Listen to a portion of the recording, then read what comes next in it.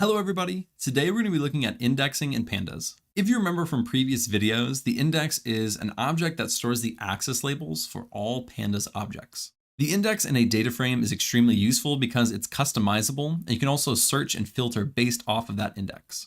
In this video, we're going to talk all about indexing, how you can change the index and customize that, as well as how you can search and filter on that index. And then we're also going to be looking at something a little bit more advanced called multi-indexing. And you won't always use it, but it's really good to know in case you come across a data frame that has that in it.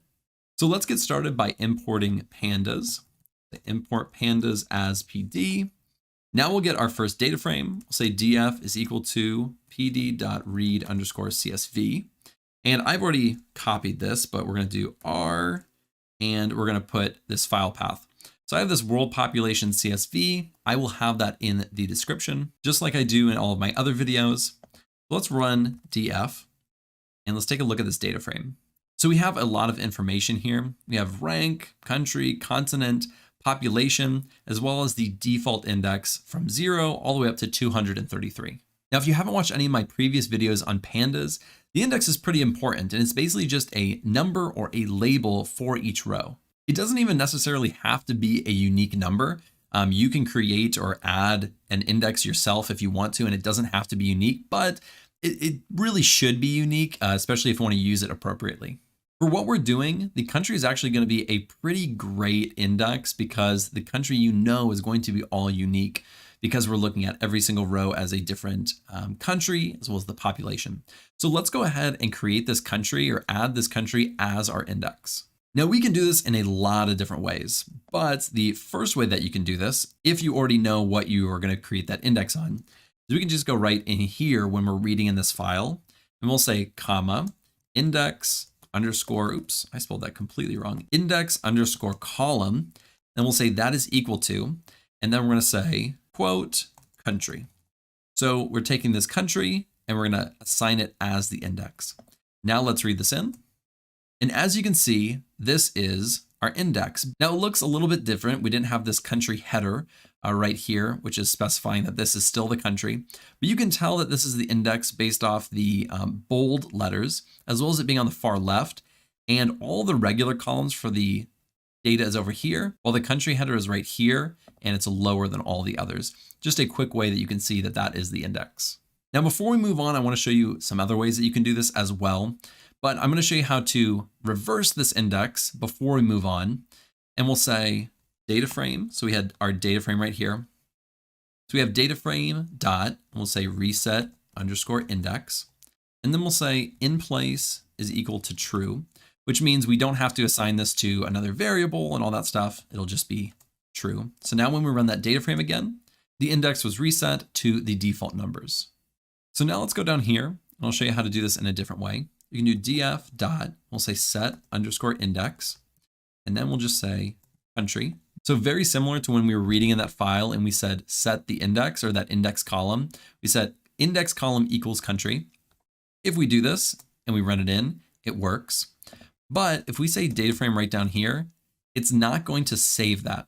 If we want to save it, just like we did above, we're going to say in place is equal to true. That is going to save it to where we don't have to assign it another variable. So now when we run this, the data frame right here, which is going to populate this, the data frame is going to say in place is equal to true. So that country will now be our index again. Let's run this. And there we go.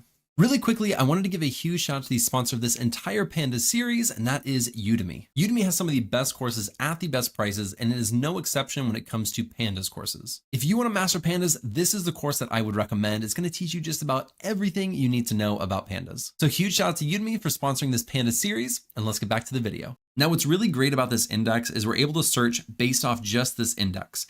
And so we can filter on it and basically look through our data with it. And there are two different ways that you can do that. At least this is a very common way that people who use pandas will do to kind of search through that index. The first one is called lock, and there's lock and ilock, and that stands for location or integer location. Let's look at lock first. Let's say df.lock, and then we'll do a bracket. Now we're able to specify the actual string, the label. So let's go right up here and let's say Albania. So we'll say Albania. So again, this is just looking at the location. Let's run this. Now it's going to bring up all the Albania data, just like here, where it kind of looks like a column in a column. And we can get this exact same data, but using ilock right here. And when we ran lock, we were searching based off Albania, which is in the 0, 1 position. So if we actually pull the 1 position for that integer, the ilock, we can look at the 1 position. And this should give us the exact same data. Now let's take a look at multi-indexing, and we'll come back to a little bit of this in a second. So multi-indexing is creating multiple indexes. We're not just going to create the country as the index. Now we're going to add an additional index on top of that. So let's pull up our data frame. Right now we have the country, but let's do dot reset index. Then we'll say in place equals true. Oops. Let's run it. So now we have our data frame. Now let's set our index, but this time when we set our index, we're going to add the country as the index, as well as the continent as an index. So we'll say data frame dot set underscore index. Then we'll do a parentheses. And instead of just doing country like we did before, we're going to create a list. Oops. And we'll do it like that. And then we'll say, oops, continent, and separate it by a comma. So we have continent and country. Let's just say in place is equal to true. Now, when we run this, we're going to have 2 indexes. Let's see what this looks like. And let's run this. So now we have country as well as continent as our index.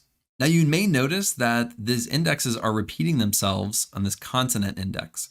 We have Europe right here and Europe right here, as well as Asia and Asia. And it looks a little bit funky, but we are able to sort these values and make it look a lot better. So let's go ahead and try this. We'll do df.sort underscore index. And when we run this, it should sort our index alphabetically. And we can also look in here and see what kind of things we can, specify. We can specify the axis, but it's automatically going to be looking at the 0. This is 0 and this is 1. So we have 2 axes within our data frame.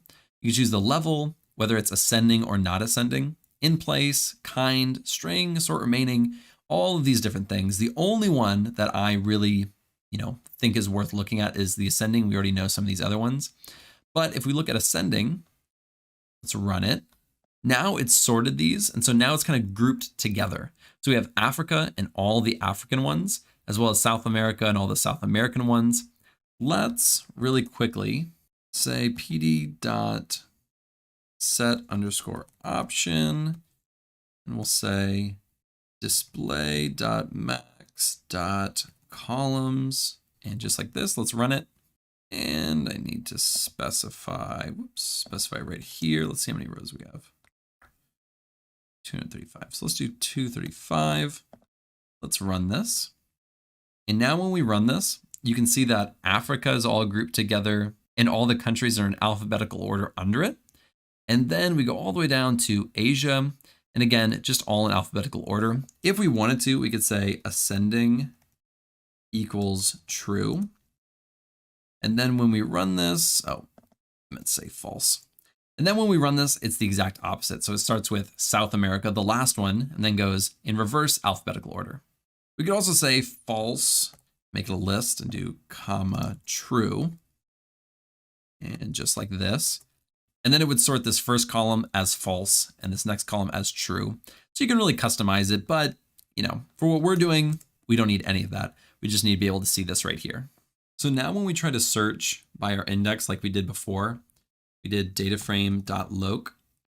Now when we did that and we said, let's say Angola, when we specified Angola, it's not going to work properly because it's searching in this first index for the first string that we have. We can search Africa. And let's search for Africa. And now we have all of the African countries. And if we want to specify to Angola, we can also go down another level, by doing Angola. And now we have what we were looking at before, where we're calling all of the data within those, but we couldn't do it just based off Africa because we had an additional index right here. So once we called both indexes, now we get this view. But let's look at that iLoc really quick. When we run this, let's just say 1, because right up here, we have Angola 0 and then 1. So you think it may pull up Angola. Let's go ahead and run this. And it's still pulling up Albania. Let's go right up here.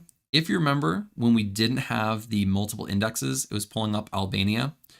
The difference when you're doing these multi-indexes is that the loc is able to specify this, whereas this one does not go based off that multi-indexing. It's going to go based off the initial index or the integer-based index. So that's a lot about indexing in Pandas. We'll cover even a few more things in future videos as we get more and more into Pandas. But this is a lot of what indexing looks like within Pandas. And again, super important to learn how to do and know how to do because it's a pretty important building block as we go through this Pandas series. So I hope you enjoyed this video on indexing. If you did, be sure to like and subscribe below, and I will see you in the next video.